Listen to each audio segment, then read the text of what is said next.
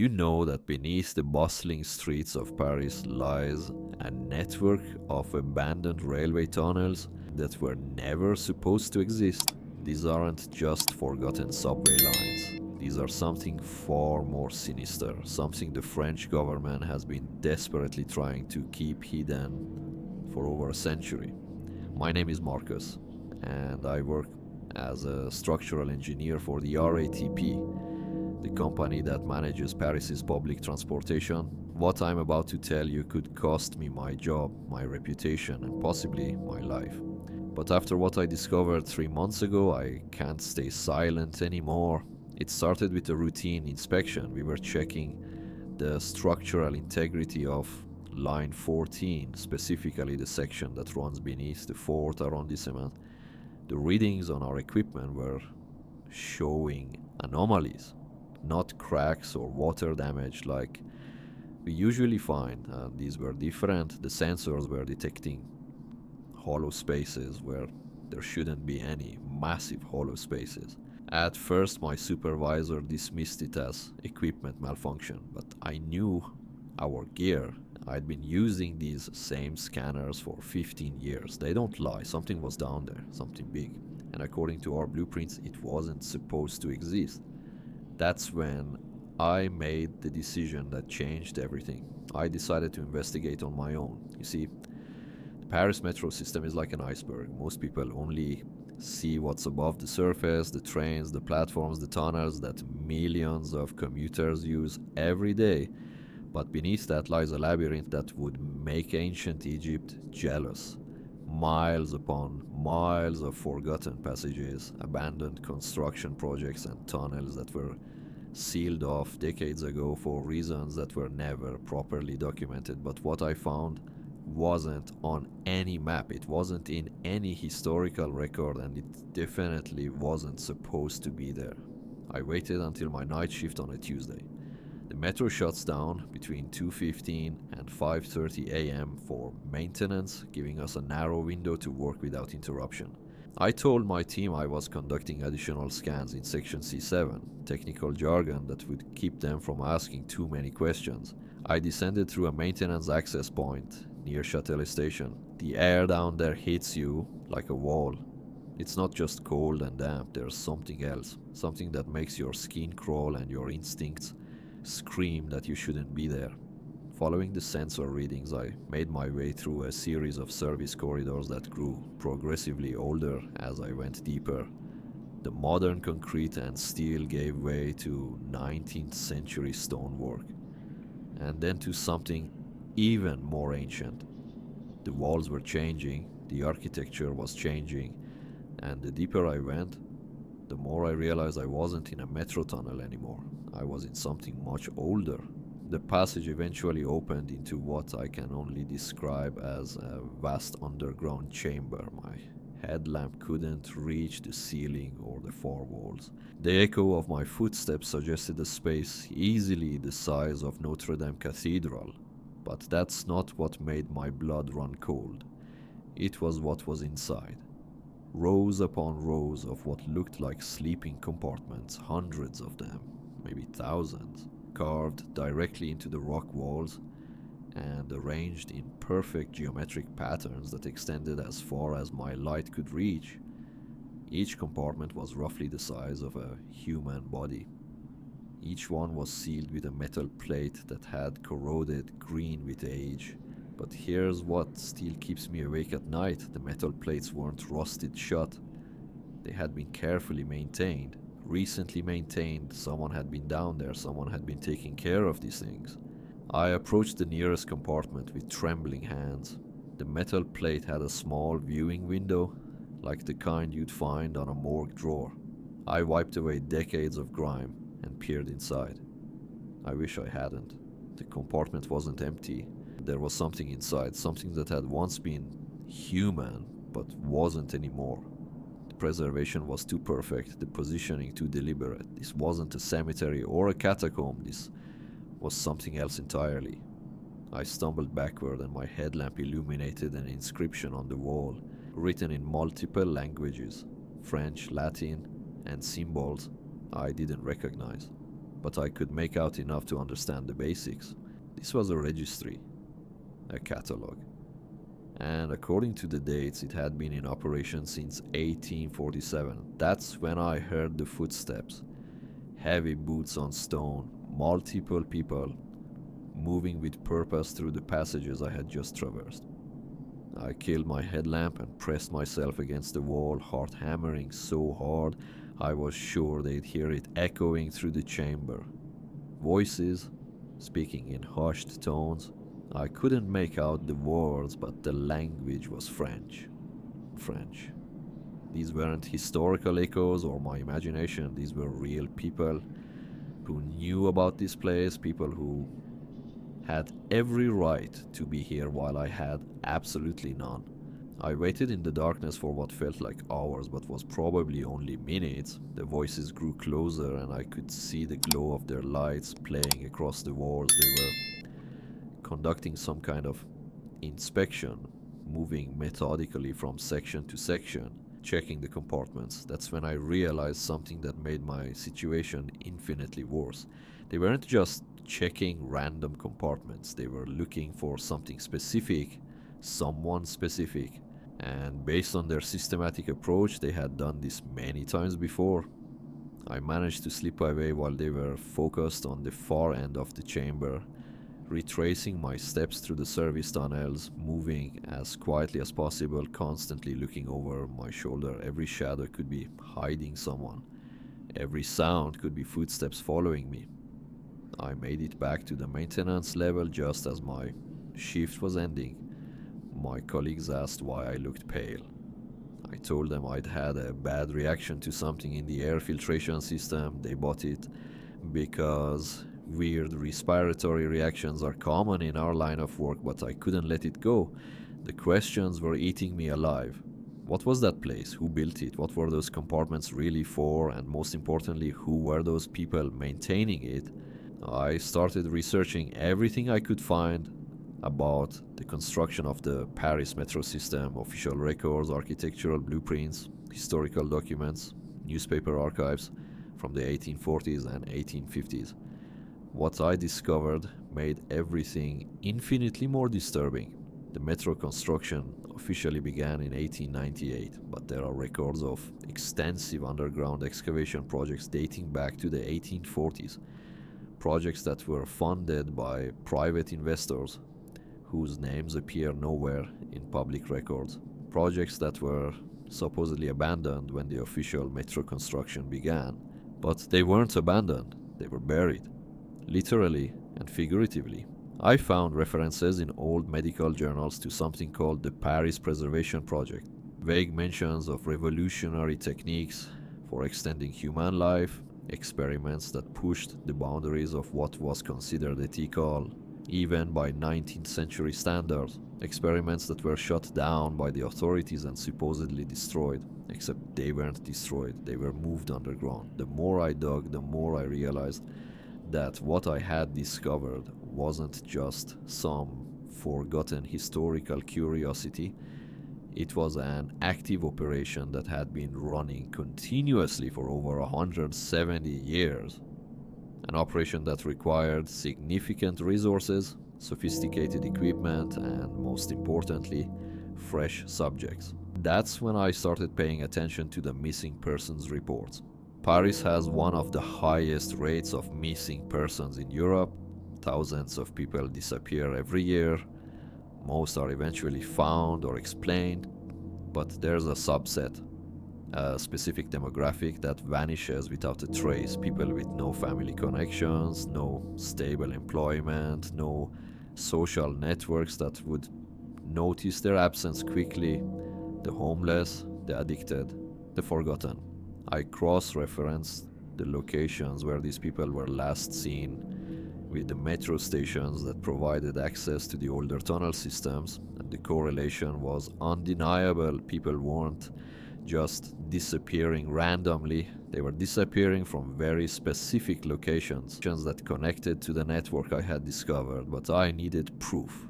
Real, undeniable evidence that would force the authorities to investigate. So I made another decision that I now realize was Incredibly stupid. I decided to go back. This time I came prepared.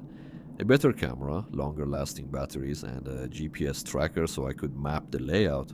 I also brought something else, a small crowbar, because I needed to see inside one of those compartments. The second descent was different from the first. I knew what to expect, but that somehow made it worse. The anticipation, the dread, the certainty that I was walking into something that could destroy my life. But I had to know the truth. The chamber looked exactly the same, rows upon rows of compartments stretching into the darkness. But this time I noticed details I had missed before. The compartments weren't all identical. Some were older than others, some had been recently modified, and some showed signs of regular access. I selected a compartment near the center of the chamber, one that looked like it had been sealed recently. The metal plate was newer than the others, and there were tool marks around the edges that hadn't had time to corrode. Breaking the seal took longer than I expected. The plate was secured with bolts that required specific tools to remove, tools that I didn't have. But desperation makes you creative. I managed to loosen them enough to slide the plate aside. The smell hit me first. Not decay or death, like you might expect, something else. Something chemical, preservative, like a laboratory or medical facility. Inside the compartment was a man, middle-aged, well-preserved, connected to a complex array of tubes and wires. His chest was rising and falling slowly. He was alive. Somehow, impossibly, he was alive. But that's not what made me scream. It was his eyes. They were open, alert, aware. He could see me. He was trying to communicate. His mouth was moving, but no sound was coming out. His eyes were wide with terror, with desperation, with the horrifying realization that someone had finally found him, but might not be able to help him. I tried to disconnect the tubes to free him from whatever was keeping him in that state, but the moment I touched the first wire, alarms started blaring throughout the chamber. Red lights began flashing, and I heard the sound of heavy doors slamming shut somewhere in the distance. I had triggered something, kind of security system that was now sealing off the exits and alerting whoever was responsible for this place. The footsteps returned, multiple people running through the tunnels, shouting in French, getting closer. Every second I managed to photograph the inside of the compartment and several of the wall inscriptions before slamming the plate back into place, but I knew I was trapped. The chamber had multiple entrances, but they were all connected to the same tunnel system, and that system was now being systematically searched by people who knew it far better than I did, people who had been operating down there for decades, people who would do anything to protect their secret. I found a hiding spot behind one of the larger inscriptions and waited. Through cracks in the stone I could see them working. 3 people in medical scrubs and protective gear. They were checking the compartments I had been near, taking readings from equipment I didn't recognize, and most disturbingly, they were talking about damage control. One of them said something about the engineer and containment protocols. They knew who I was, they knew I worked for RATP, they had been monitoring the maintenance schedules and had realized someone was conducting unauthorized investigations. I was no longer just a curious engineer who had stumbled onto something he shouldn't have seen. I was a security threat. And based on their conversation, security threats in this operation weren't handled through legal channels. I waited for what felt like hours before I heard them leave. Even then, I stayed hidden for another 30 minutes before attempting to move. The chamber had returned to its eerie silence, but the red emergency lights were still flashing. The security system was still active. Getting out required taking a different route than the one I had used to enter. I had to navigate through older sections of the tunnel network, following maintenance cables and air circulation systems. More than once, I got completely lost and had to backtrack through passages that seemed to shift and change when I wasn't paying attention. But eventually, I found an emergency exit that led to a basement beneath a government building in the third arrondissement.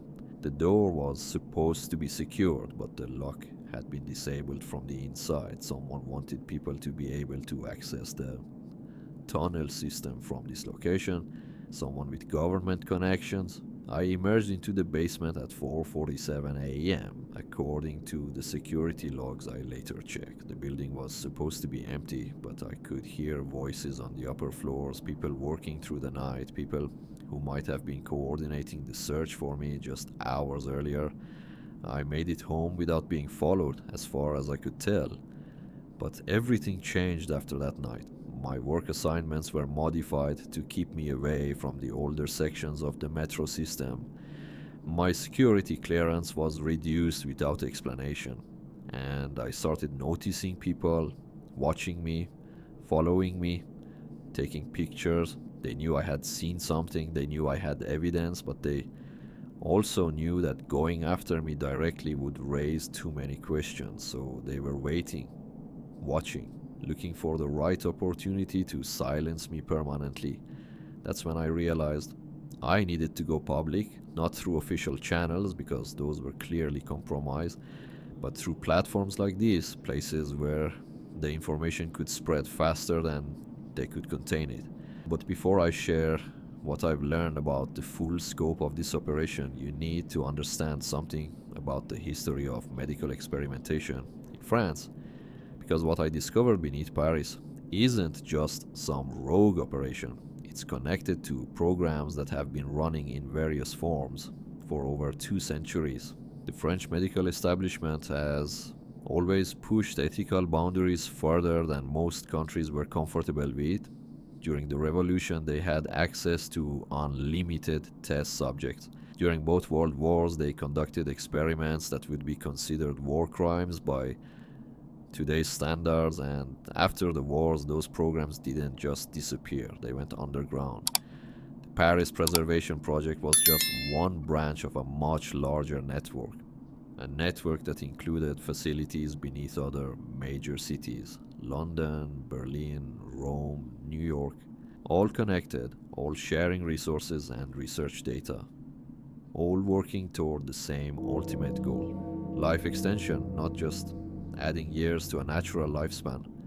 True indefinite preservation of human consciousness and biological function, the kind of breakthrough that would be worth any sacrifice, any ethical compromise, any number of missing persons. The compartments I saw weren't just storage units, they were experimental chambers, each one containing a test subject in various stages of the preservation process. Some had been there for decades, others were recent additions. All of them were part of ongoing research that had progressed far beyond what the public believed was scientifically possible. But the most disturbing part wasn't the experiments themselves, it was who was funding them. The financial records I managed to access before my clearance was revoked showed payments from sources that trace back to some of the wealthiest families in Europe. Old money, generational wealth that goes back centuries. Families who viewed death as a temporary inconvenience rather than a natural conclusion. They weren't just funding research into life extension, they were preparing for their own preservation. The compartments I saw, they were prototypes, testing facilities for procedures that would eventually be used on the financial backers themselves. And based on the timeline, I was able to piece together that transition was happening soon, very soon. The missing persons reports I had studied weren't just about test subjects anymore. They were about clearing inventory, making space for new occupants, people who would pay extraordinary amounts of money to cheat death indefinitely. But there was something else, something that made the whole operation infinitely more dangerous than just wealthy people trying to live forever. The preservation process wasn't just maintaining biological functions, it was enhancing them. The subjects in those compartments weren't just alive, they were being improved, physically, mentally, perhaps even psychologically altered in ways that would give them advantages over normal humans. Imagine people with centuries of accumulated knowledge and experience, but with enhanced physical capabilities and cognitive functions. Imagine them accumulating wealth and power over generations while everyone around them aged and died. Imagine the kind of influence they could wield over human civilization. That's what the Paris Preservation Project was really about. Not just cheating death, but creating a superior class of humans who would gradually take control of everything. And I had stumbled into the middle of it. The photographs I took that night proved everything: the compartments, the equipment, the inscriptions, and most importantly, the faces of the people inside. But getting that evidence to the right people without being stopped was going to require careful planning. I started making copies of everything, digital backups stored in multiple locations, physical copies hidden in places that would be found if something happened to me. And most importantly, I started documenting every detail of my normal routine so that any changes would be immediately obvious to people who knew me, because I knew they were going to make a move eventually. The question was whether I could get the information out before they silenced me permanently. That opportunity came 3 weeks after my second descent. I was scheduled for a routine maintenance check in a section of Line 1 that connected to the older tunnel system, not directly, but close enough that I could access the preservation facility through a series of service corridors. This time, I wasn't going alone. I had contacted an investigative journalist named Catherine Moreau, who specialized in exposing government cover-ups. She was skeptical at first, but the preliminary evidence I showed her was compelling enough to convince her to investigate further. We arranged to meet at the access point and document everything together. Catherine brought professional camera equipment and recording devices that would provide much better evidence than my amateur photographs. She also brought something else: legal protection. As a journalist, she had certain rights that I didn't have as a private citizen, rights that might keep us both alive long enough to expose what we found. The third descent was different from the previous two in ways I hadn't expected. The facility had been expanded, new compartments had been installed, the equipment was more sophisticated, and there were signs of recent activity everywhere. But the biggest change was the occupancy rate. What had been mostly empty during my previous visits was now nearly full. But the biggest change was the occupancy rate. What had been mostly empty during my previous visits was now nearly full. Catherine immediately began documenting everything: the systematic layout, the medical equipment, the monitoring systems that I hadn't noticed before. But when we approached the first occupied compartment, she stopped recording. "Marcus," she whispered, "look at the nameplate." Each compartment had a small metal tag that I had assumed contained medical information or identification numbers, but Catherine's professional lighting revealed what they actually were. Names. Full name. The nameplate on the first compartment read: Henri Dubois, missing 0315 to 2019, initiated 0322 to 2091. Henri Dubois. I remembered that name from the missing persons reports. A homeless man who had disappeared from near Châtelet station, the same station I had used to access this facility. We moved to the next compartment. Marie Fontaine, missing 0708 2018, initiated 0714 2018, and the next. Ahmed Hassan, missing 1130 2020, initiated 1114 2020. Every single occupied compartment contained someone who had been officially listed as missing, people who had vanished from the streets of Paris over the past 5 years, people whose disappearances had been investigated by police and then quietly closed when no leads developed. But that's when Catherine noticed something that changed everything. "Marcus, look at these dates more carefully." The missing dates and initiation dates weren't just random, they followed a pattern. People were being taken during specific windows, always during periods when police attention was focused elsewhere. Major holidays, political events, natural disasters, times when a few missing homeless people wouldn't attract immediate attention. What more disturbing was the initiation timeline. Every subject had been processed within 1 week of their disappearance. This wasn't opportunistic, this was systematic harvesting. Catherine began photographing every nameplate, every piece of equipment, every detail that could serve as evidence. But as we moved deeper into the facility, we discovered something that made the scope of the operation clear. This wasn't just one chamber, it was a complex of interconnected chambers, each one specialized for different stages of the preservation process. And we had stumbled into what could only be described as an underground factory for processing human beings. The first chamber contained the initial intake subjects, people who had been recently acquired and were undergoing preliminary procedures, medical evaluation, blood work, psychological assessment.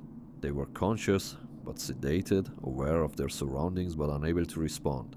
The second chamber contained subjects in various stages of biological modification. I am not a medical expert, but even I could see that these people were being altered, surgically enhanced, their muscle mass was increased, their bone density appeared higher, and there were modifications to their skulls that suggested neurological enhancement. The third chamber was what I had discovered during my first visit. Long-term preservation subjects who had been in the system for years or even decades. But now I understood their purpose. They weren't just being kept alive, they were being studied. Their enhanced capabilities were being documented and refined for application to paying clients. But it was the fourth chamber that revealed the true horror of the operation. This chamber contained what could only be described as graduation subjects, people who had completed the preservation and enhancement process and were being prepared for release. But they weren't the same people who had been brought in as test subjects. Their physical appearance had been completely altered. Facial reconstruction, body modification, even changes to their height and build. They looked like completely different people, but their eyes still held traces of who they had originally been. And those traces were filled with an intelligence that was far beyond what any of them had possessed before. These weren't just enhanced humans, they were something entirely new, something that could pass for normal in everyday society while possessing capabilities that would give them enormous advantages over regular people. And based on the documentation Catherine was photographing, they were being placed into positions throughout society. Government jobs, corporate leadership, academic institutions, anywhere that influence could be exerted and power could be accumulated. "We need to get out of here," Catherine whispered. "We need to get this information to people who can act on it." But as we were preparing to leave, we heard something that froze us both in place. Voices, multiple people approaching through the tunnels, but these weren't the maintenance workers I had encountered before. These voices were speaking English, American accents, military terminology. This operation wasn't just French, it was international. We hid behind a bank of monitoring equipment and watched as a group of 6 people entered the facility. 3 were wearing military uniforms without insignia. The other 3 were in medical scrubs. They were conducting what appeared to be an inspection or evaluation. One of the military personnel was taking notes, while a medical technician explained the various stages of the process. But what they were discussing wasn't just the preservation procedure. They were talking about expansion, new facilities, increased capacity. "The London site is operational," the technician was saying. "Berlin comes online next month. We are looking at sites in Tokyo and Sydney for Phase 3. This wasn't just a Paris operation, it was global. A network of facilities processing human subjects and creating enhanced individuals who were being placed throughout the power structures of multiple countries." But the conversation took an even more disturbing turn. "What about the timeline for executive placement?" one of the military officers asked. "We have candidates ready for insertion into 12 major corporations," the technician replied. "Government placements are more complex because of security screening, but we have assets in development for key positions in France, the UK, and the United States." They weren't just creating enhanced humans. They were systematically placing them into positions of power and influence: corporate executives, government officials, military leaders, people who could make decisions that affected millions of lives. And the scope of their ambition was becoming clear. This wasn't just about wealthy individuals cheating death. This was about a complete takeover of human civilization by a new species of enhanced humans who viewed regular people as resources to be managed rather than equals to be respected. Melim. Catherine was recording everything through a small gap in the equipment housing, but our position was precarious. If any of them decided to inspect the monitoring systems we were hiding behind, we would be discovered immediately. The inspection continued for another 20 minutes before the group moved on to the next chamber. We waited until their voices faded completely before attempting to move. But when we tried to leave the way we had entered, we discovered that the route had been sealed. New security barriers had been installed while we were hiding. The facility was in lockdown. We were trapped in an underground complex with no obvious exit and no way to communicate with the outside world. Our cell phones had no signal at this depth, and the facility's communication systems were obviously not available to unauthorized personnel. Catherine remained calm despite our situation. Her investigative experience had taught her to always have backup plans. While I had been focused on documenting the facility, she had been noting potential escape routes and security weaknesses. There has to be an emergency exit, she said. A facility this size would be required to have multiple egress points in case of fire or system failure. We began a systematic search of the chamber, looking for anything that might indicate an alternative exit. Emergency lighting, ventilation systems, maintenance access panels, anything that might connect to the outside world. It was Catherine who found it. A ventilation shaft that was larger than the others and showed signs of regular use. The access panel had been recently opened and there were fresh scuff marks on the metal housing. The shaft led upward through a series of interconnected passages that eventually connected to the city's storm drainage system. It wasn't a pleasant route, but it would get us out of the facility and back to the surface. The climb took nearly an hour and left us both exhausted and covered in grime. But when we emerged through a storm drain near the Seine River, we were free. More importantly, we had evidence that could expose the entire operation. But getting that evidence to the right people would prove more challenging than either of us had anticipated. Catherine's first instinct was to contact her editor and begin preparing an exposé. But when she tried to upload the photographs and video footage we had gathered, her computer was remotely accessed and all the files were deleted. They had been monitoring our activities, probably since the moment we entered the facility. They knew what we had seen and what we had documented, and they were taking steps to prevent that information from being released. My situation was even worse.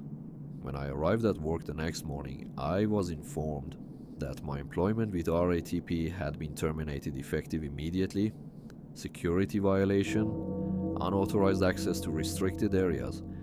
My credentials were revoked and I was escorted from the building by security personnel, but the most unsettling part was the conversation I had with my former supervisor. "Marcus," he said as I was cleaning out my desk, "some investigations are too dangerous to pursue. Sometimes the wisest course of action is to forget what you think you saw and focus on rebuilding your life." He knew, he had always known. My supervisor, the person I had trusted and worked with for over a decade, was part of the cover-up, which meant the operation had infiltrated RATP at the highest levels. Catherine and I met that evening to discuss our next steps, but it quickly became apparent that our options were extremely limited. Traditional media outlets were either refusing to investigate the story or were being pressured to kill it before publication. Law enforcement was equally unresponsive. The evidence we presented was dismissed as elaborate hoaxes or misinterpretations of ordinary maintenance facilities. Even when we provided specific locations and access routes, police investigations found nothing unusual. The facilities had been cleaned, relocated, or hidden so effectively that standard law enforcement procedures couldn't detect them. but we weren't ready to give up. If official channels were compromised, we would have to find alternative ways to expose the truth. Catherine had contacts in the international press who might be willing to investigate a story this significant. Journalists in other countries who weren't subject to the same pressures that were silencing French media outlets.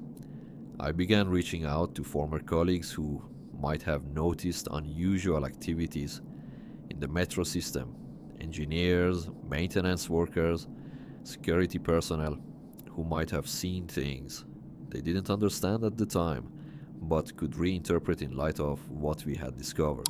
Slowly, a network of concerned individuals began to form.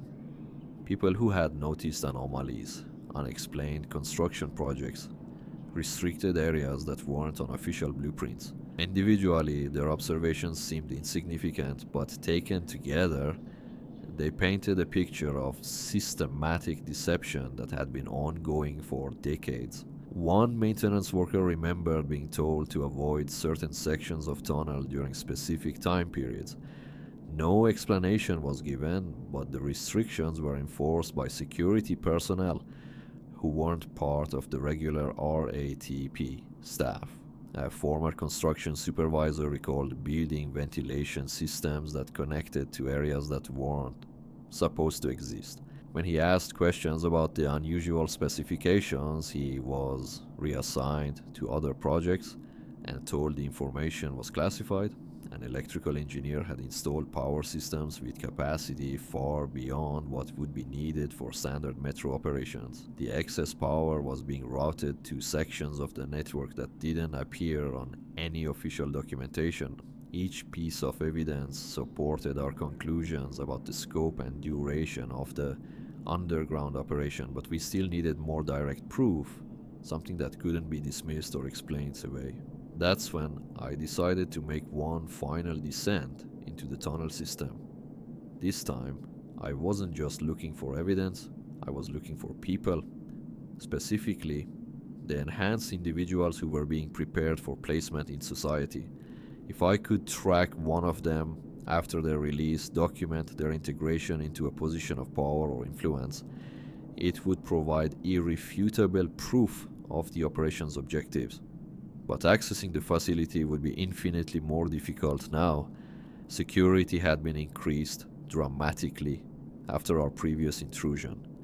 New barriers, additional monitoring systems, and regular patrols made unauthorized entry extremely dangerous. I needed help from someone with specialized skills, someone who understood security systems and could navigate them without detection. Through Catherine's contacts, I was introduced to a man named Alex who had formerly worked in corporate security before becoming disillusioned with the corruption he witnessed. He specialized in exposing illegal activities by bypassing the security systems that protected them. Alex was skeptical of our story until he conducted his own preliminary investigation, using publicly available construction records and utility documentation. He was able to confirm that the underground infrastructure we described did exist and was consuming resources far beyond what official metro operations would require. More importantly, he was able to trace some of the financial transactions that funded the construction and ongoing operation of the facilities.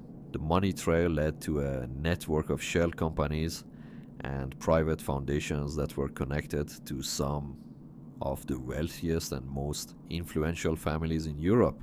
With Alex's technical expertise and Catherine's journalistic resources, we began planning a comprehensive investigation that would document every aspect of the operation. Not just the physical facilities, but the financial network that supported them and the placement of enhanced individuals in positions of power. The investigation took 3 months to plan and execute. We had to coordinate with contacts in multiple countries, establish secure communication channels, and develop contingency plans for various scenarios, including the possibility that some of us might not survive the process. What we discovered exceeded even our worst expectations. The Paris facility was just one node in a global network that included operational sites in 12 major cities across 6 continents. Each facility was specialized for different aspects of the enhancement process, and they were sharing resources and research data through encrypted communication systems. The London facility focused on psychological modification and memory implantation. Subjects were being programmed with new identities, skill sets, and personality traits that would make them more effective in their assigned roles. The Berlin facility specialized in physical enhancement and genetic modification. Subjects underwent procedures that increased their strength, endurance, and resistance to disease while maintaining a normal human appearance. The New York facility was the coordination center for placement operations. Enhanced individuals were being assigned to specific positions based on strategic importance and their potential for influencing key decisions. But the most disturbing discovery was the scope of their success. Our investigation identified over 300 individuals who had been processed through the enhancement program and placed in positions of significant influence over the past 15 years.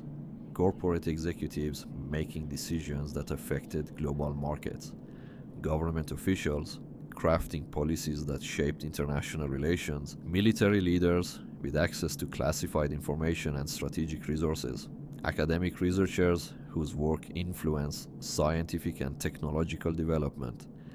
They weren't just infiltrating society, they were actively steering human civilization toward objectives that served their interests rather than the general population. And their ultimate goal was becoming clear. The enhanced individuals weren't just seeking power and influence for their own benefit. They were working to create a world where regular humans would be gradually phased out in favor of their enhanced successors. Population control measures disguised as environmental policies, educational systems that discouraged critical thinking, economic structures that concentrated wealth and resources among a smaller group of decision makers. All of it was being orchestrated by people who viewed themselves as a superior species destined to inherit the earth. Catherine's international contacts began publishing pieces of the story in media outlets across multiple countries. But the response was mixed. Some journalists took the information seriously and began conducting their own investigations. Others dismissed it as an elaborate conspiracy theory with no credible evidence. The enhanced individuals who had been placed in media organizations were actively working to discredit our findings and suppress further investigation. They had advantages we couldn't match: enhanced cognitive abilities, coordinated messaging, and access to resources that allowed them to shape public perception. But we had one advantage they couldn't neutralize: the truth. Regular humans, when presented with sufficient evidence, were capable of recognizing the threat and taking action to protect themselves. The challenge was reaching them with information before it could be suppressed or distorted. Alex developed a strategy for mass distribution of the evidence through multiple channels simultaneously: social media platforms, file sharing networks, direct distribution to academic institutions and government agencies in countries that weren't yet compromised. The information would be released all at once in a coordinated campaign that would make it impossible to suppress completely. Even if most of the evidence was quickly removed or discredited, enough would remain accessible to alert people to the danger they faced. The release was scheduled for a Tuesday morning at 9 a.m. Greenwich Mean Time. Every piece of evidence we had gathered would be made available simultaneously across dozens of platforms and through hundreds of distribution points. But on Monday evening, Catherine disappeared. She had been working late at her apartment, preparing the final documentation packages for release. When I tried to contact her to confirm the timing, her phone went straight to voicemail. When I went to her apartment, the door was open and there were signs of a struggle. Her computer was missing, her files were gone, and there was a message waiting for me on her kitchen table. The investigation ends here. Forget what you think you discovered and return to your normal life. This is the only warning you will receive. They had Catherine, and they were using her as leverage to force me to abandon the investigation. I had to make a choice. Proceed with the information release and potentially cause Catherine's death, or surrender everything I had learned and hope they would spare both our lives. But I realized that the choice wasn't really mine to make. Catherine had known this was a possibility. We had discussed the risks extensively before beginning the investigation, and her position had been clear. The truth was more important than our individual safety. The enhanced individual were planning something that would affect every human being on the planet. If we failed to expose them now, there might not be another opportunity. I proceeded with the release as scheduled. At 9:12 a.m. on Tuesday morning, everything we had discovered about the enhancement program was simultaneously published across the internet. Photographs, video footage, financial records, personnel files, facility locations, and detailed analysis of the threat posed by enhanced individuals who had infiltrated positions of power. The response was immediate and overwhelming. Some platforms removed the content within hours, but it was reposted faster than it could be suppressed. News organizations in multiple countries began investigating and confirming aspects of our findings. Government agencies launched inquiries into the individuals we had identified as enhanced operatives. But there was also a coordinated counterattack. Professional debunkers worked to discredit the evidence. Social media accounts flooded platforms with disinformation designed to confuse and distract from the real issues. Enhanced individuals in media organizations published articles dismissing the entire story as an elaborate hoax. The battle for public perception lasted for weeks. Evidence was presented, challenged, verified, and disputed in an endless cycle that gradually wore down public attention and interest. Some progress was made. 3 enhanced individuals in government positions were exposed and quietly removed from their posts. 2 corporate executives were investigated and found to have suspicious gaps in their personal histories that couldn't be adequately explained. A military official was transferred to a non-sensitive position after questions were raised about his psychological profile. But for every success, there were setbacks. Key witnesses recanted their statements. Evidence was ruled inadmissible due to technical irregularities. Investigations were quietly closed due to lack of funding or jurisdictional issues. The enhanced individuals were fighting back with resources and coordination that regular humans couldn't match. They had decades of experience manipulating information and public perception. They understood how to exploit the weaknesses in democratic systems and legal frameworks. But something else was happening, something they hadn't anticipated. Regular humans were beginning to organize, not just journalists and activists, but ordinary people who had read the evidence and understood the implications. Teachers, doctors, engineers, police officers, military personnel, people in every profession and every country who realized they were facing an existential threat to human autonomy. Underground networks began forming. Secure communication channels were established. Resources were pooled to fund independent investigations and counter the propaganda campaigns being waged by enhanced operatives.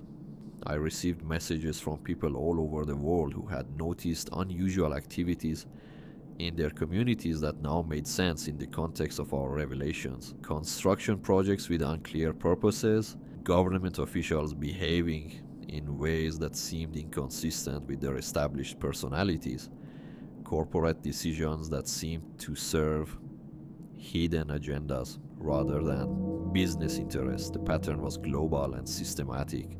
Enhanced individuals weren't just infiltrating power structures randomly. They were implementing a coordinated plan to reshape human society according to their vision of optimal organization. And that vision was becoming clearer as more evidence emerged.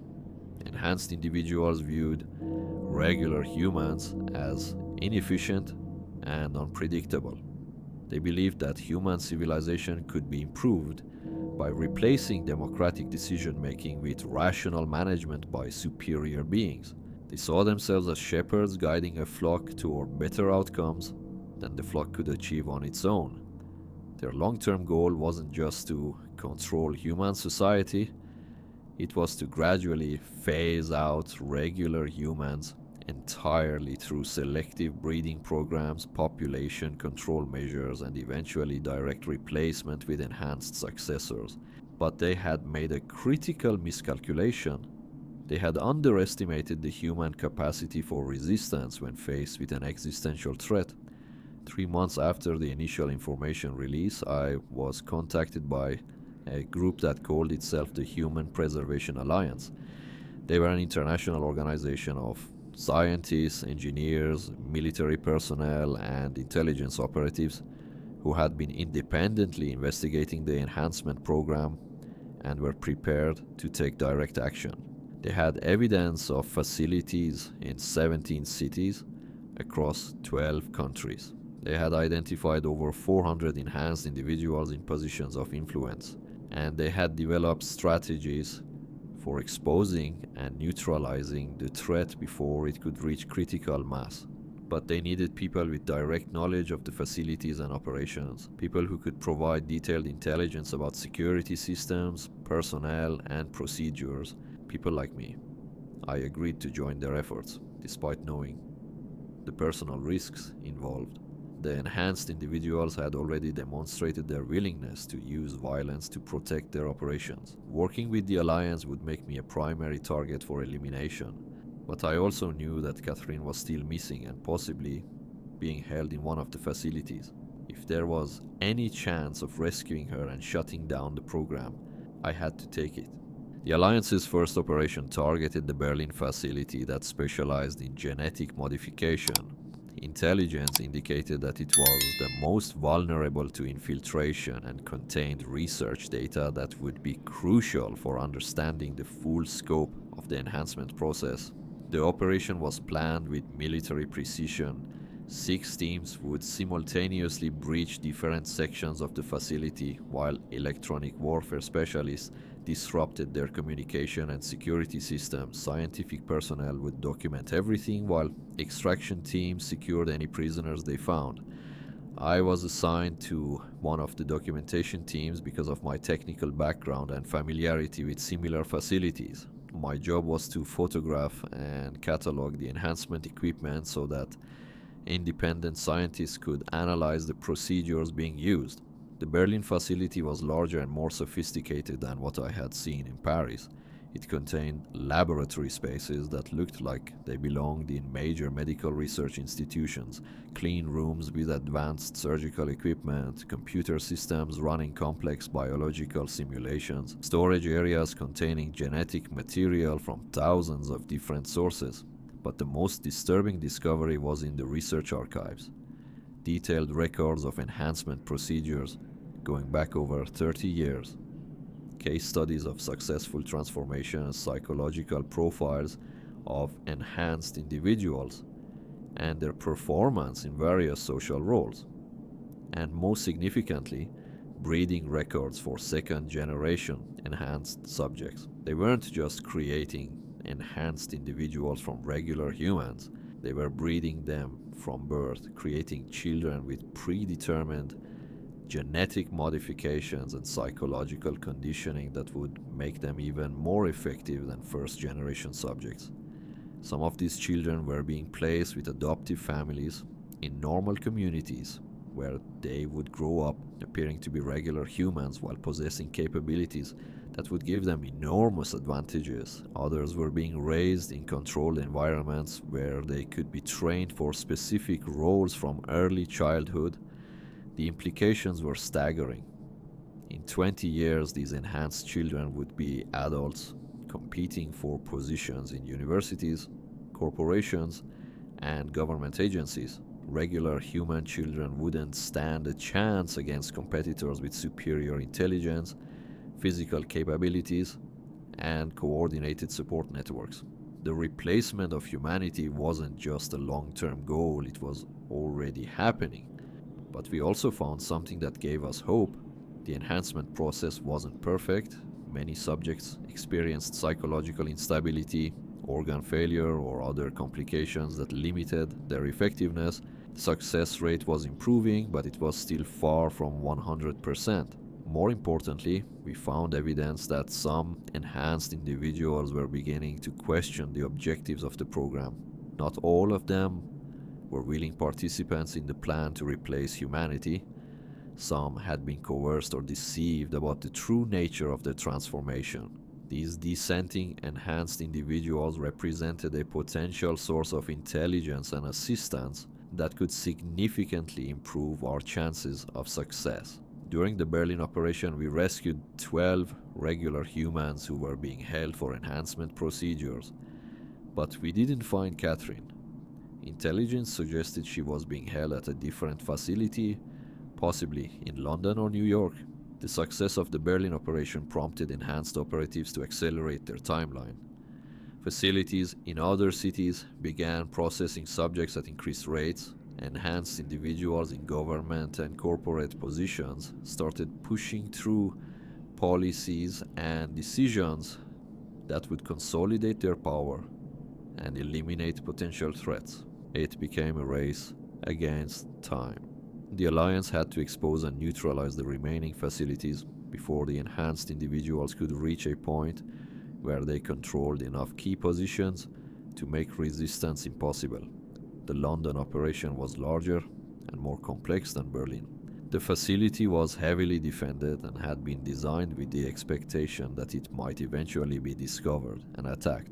Multiple layers of security, backup communication systems, and contingency plans for destroying evidence if necessary, but the Alliance had advantages that the enhanced individuals hadn't anticipated. Regular humans, when properly motivated, were capable of extraordinary innovation and sacrifice. Military personnel who understood they were fighting for the survival of their species. Scientists who were willing to risk their careers to expose the truth. Ordinary citizens who provided logistical support and cover for operations. The psychological warfare aspect was equally important. Enhanced individuals had been conditioned to view regular humans as inferior and predictable. They didn't expect the level of coordination and sophistication that the Alliance was demonstrating. Their overconfidence was becoming a liability. During the London operation, we found Catherine.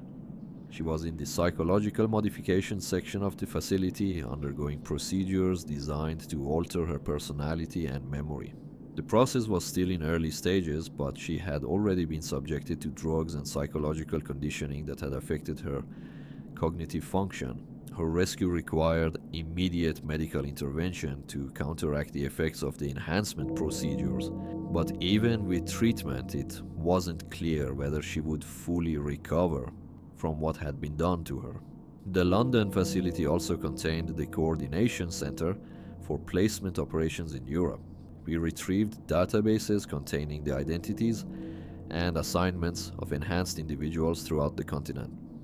Names, positions, objectives, and communication protocols for a network that extended into every major institution. With this intelligence, law enforcement agencies in multiple countries were able to conduct coordinated arrests and investigations that dismantled significant portions of the European network.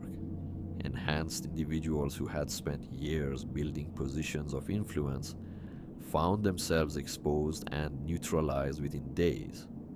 But the enhanced operatives in North America and Asia were adapting their strategies in response to the losses in Europe. They were accelerating their plans and taking more aggressive action to eliminate threats before they could cause further damage. I received word that my identity had been compromised and that elimination teams were being dispatched to major cities where Alliance members were known to be operating. The relatively careful approach they had used during the earlier stages of the conflict was being abandoned in favor of direct action. The final phase of the conflict would be brutal and decisive. Either the Alliance would succeed in exposing and dismantling the remaining facilities before enhanced operatives could consolidate their control, or humanity would find itself under the permanent domination of a superior species that viewed them as resources rather than equals. Catherine recovered enough to participate in the planning for the New York operation, but her experiences in the London facility had changed her in ways that were still becoming apparent. She had been exposed to enhancement procedures that affected her memory and cognitive function, but she had also gained insights into the psychology and motivations of enhanced individuals that proved invaluable for strategic planning. The New York facility was the heart of the entire operation. It contained the primary coordination center for global placement activities, the most advanced research laboratories, and the detention facility where the most important prisoners were held. It was also the most heavily defended and the most dangerous to approach. Enhanced individual had learned from the earlier operations and had prepared comprehensive countermeasures designed to prevent infiltration and eliminate intruders. But the Alliance had learned as well. The New York operation would involve simultaneous strikes on multiple facilities across North America, while international partners conducted supporting operations in Asia and Australia. The goal was to overwhelm their ability to coordinate a response and gather enough evidence to expose the entire global network. The operation began at dawn on a Thursday morning. Teams hit targets in New York, Washington, D.C., Chicago, Los Angeles, Toronto, and Mexico City, while supporting operations targeted facilities in Tokyo, Sydney, Beijing, and Mumbai. The scale and coordination of the attacks caught enhanced operatives completely off guard. They had anticipated continued guerrilla-style operations against individual facilities, not a coordinated global assault on their entire network. Within 6 hours, the Alliance had gathered enough evidence to prove the existence of a coordinated program to replace human leadership with enhanced individuals. Government agencies around the world found themselves with undeniable proof that their institutions had been infiltrated and their decision-making processes compromised. The public release of this evidence triggered a global crisis that forced governments to take immediate action. Enhanced individuals who had spent decades carefully building their influence found themselves exposed and stripped of power within days. But the victory came at a cost. Many Alliance members were killed or captured during the operations. Some of the enhanced individuals who were exposed managed to escape and disappear into underground networks that would make them difficult to track and neutralize. And perhaps most significantly, we discovered that the enhancement technology itself couldn't be uninvented. The scientific knowledge and technical capabilities that had been developed over decades of research would remain available to anyone with sufficient resources and motivation to use them. The immediate threat had been neutralized, but the long-term implications would require ongoing vigilance and preparation. As I record this final account, it's been 6 months since the global operations that exposed the enhancement program. The world is still processing the implications of what was discovered and trying to develop systems for preventing similar threats in the future. Catherine has recovered most of her cognitive function, but she carries psychological scars that will probably never fully heal. She continues to work as an investigative journalist, but her focus has shifted to monitoring for signs that enhancement programs might be starting up again. The Human Preservation Alliance has evolved into a permanent organization dedicated to protecting human autonomy and preventing the emergence of superior beings who might view regular humans as obsolete.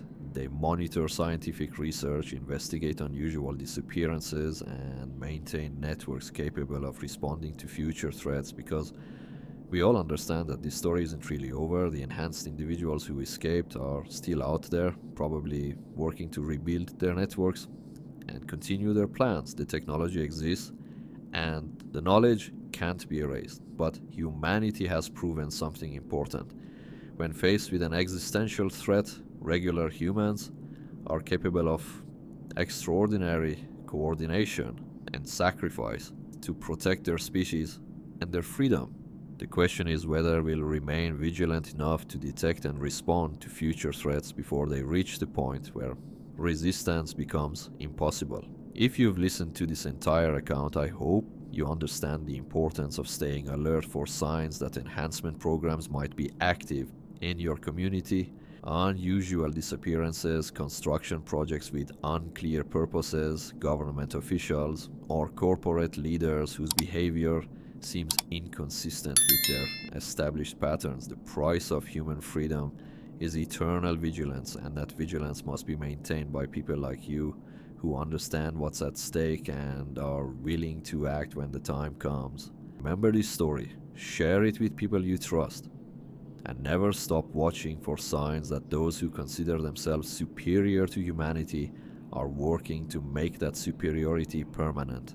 The underground chambers beneath Paris are empty now, but somewhere else in some other city, enhanced beings might be planning humanity's replacement once again.